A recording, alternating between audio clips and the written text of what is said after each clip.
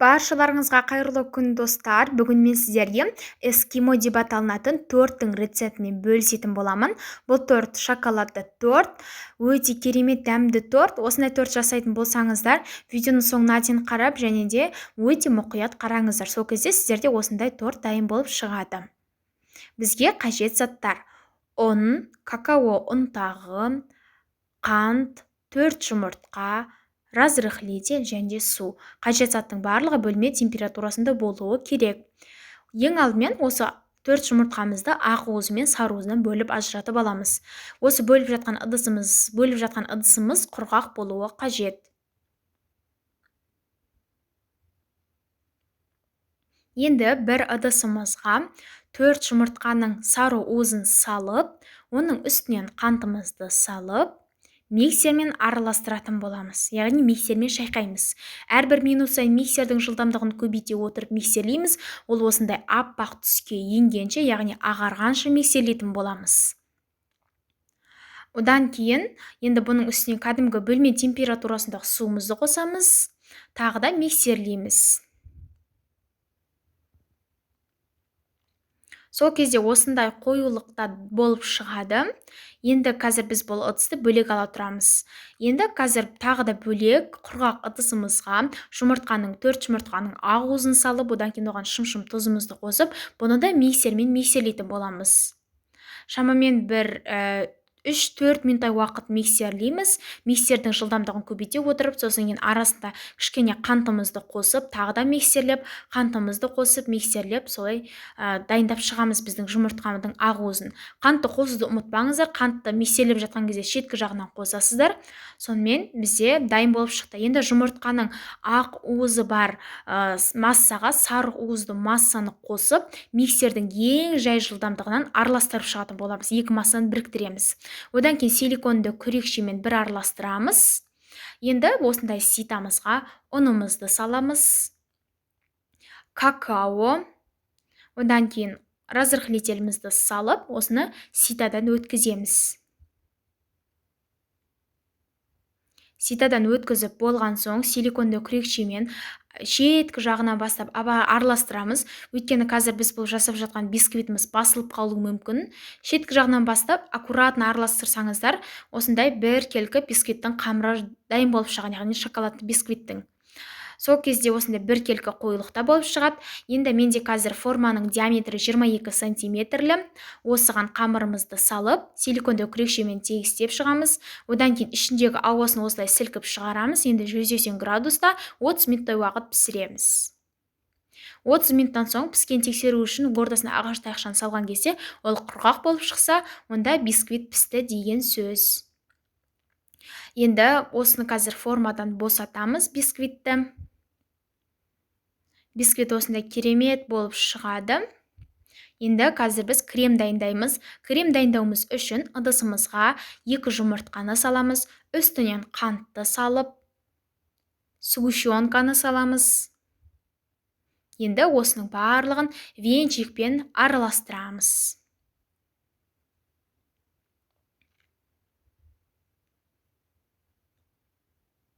Енді оның үстінен ұнымызды қосып, тағы да араластырамыз. Бір келкі болып арасында ешқандай түйінтектер қалмауы қажет. Оның үстінен кәдімгі бөлме температурасындағы сүтті қосып, тағы да араластыратын боламыз. Енді қазір біз бұны алып, орташа отқа қайнатып, заварной крем дайындаймыз. Жақсылап тұрып, үздіксіз венчикпен немесе қасықпен араластырамыз. Сол кезде ол өзі қоюланып, осындай қоюлыққа қарай келеді. Қайнап келе жатқан кезде газдың астын өшіреміз. Сонымен біздегі қазіргі кремнің бастапқы бөлігі дайын болды. Енді бұл тез суы үшін оны бөлек ыдысымызға салып, енді оның беткі жағын пищевой пленкамен кремнің бетіне тигізіп жабамыз. Пищевой пленканы ол сол кезде тезірек суиды. Бағанағы пісірген бисквитімізді алып, шоколадты бисквитті 2 ортасынан бөлетін боламыз. Дәл қақ ортасынан 2 бөлікке бөлеміз. Міне өздеріңіз көріп тұрғандай бисквиттің арасы толығымен піскен. Өздеріңіз көріп тұрғандай өте керемет, жұп-жұмсақ, өте дәмді бисквит дайын болып шықты. екі ортасына бөліп қоямыз. Енді қазір біз пропиткасын дайындаймыз. Кәдімгі суға бір ас қасық сгущенканы салып араластырамыз. Осы бізде пропиткасы болады. Енді кремнің келесі бөлігін дайындаймыз. Шұңқырдан келген ыдысымызға кәдімгі сармайды саламыз. 82,5%-ық сармай, қатты мұздай сармай емес, және бөлме температурасындағы балқып тұрған сармай емес, соның екеуінің температураның ортасындағы сармай болуы керек. Ол сол кезде осындай қоюлықта дайын болады.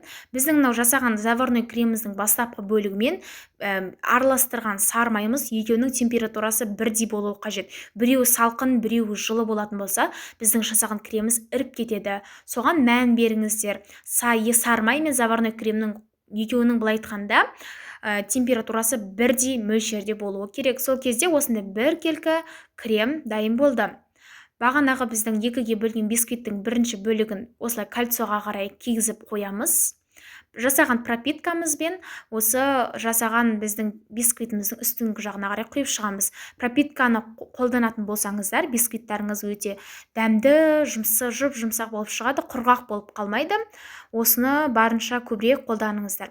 Одан кейін бағанағы жасаған кремімізді алып, осының үстіңгі жағына саламыз. Одан кейін осылай тегістеп шығамыз, теп-тегіс қылып тегістеп шығамыз.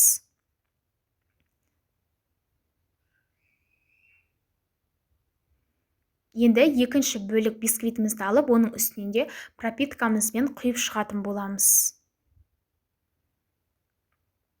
Енді осыны бағанағы кремнің бетіне қарай жауып, келесі екінші бөлікті, оның бетін енді пищевой пленкамен беткі жағымен толығымен жауып, в контакт, енді холодильникке 3-4 сағатқа салып қоямыз. Сол кезде бір-біріне сіңіп, жұмсақ тортқа айналады.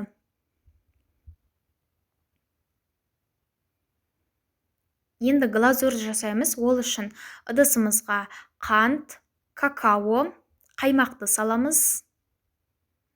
Және де 50 грамм сармайымызды салып, орташа отқа осыны жақсылап тұрып араластырып, глазур жасаймыз, шоколадты глазур. Бұл какаомен жасалса да, кәдімгі шоколадпен жасалған глазурдан да өте дәмді болып шығады. Сол себептен осы глазурды міндетті түрде жасаңыздар деп айтайын. Өте керемет, қоюлығы да барлық керемет болып шығады. Бағанағы тортымызды холодильниктен шығарамыз. Торт осындай болып сіңіп шықты. Енді беткі жағына бағанағы жасаған глазурымызды құямыз. Глазур қатты ыстық күйінде торттың бетіне құймаңыздар. Жылытып құйыңыздар. Өйткені тортты ыстық күйінде глазурды құюға болмайды торттың үстіне. Осылай жылытып қосқан соң, барлық жағына тигізіп, осылай жағып шығамыз. Беткі жағымен осылай сызықтармен жүргізіп шықтым. Осымен тортымыз дайын.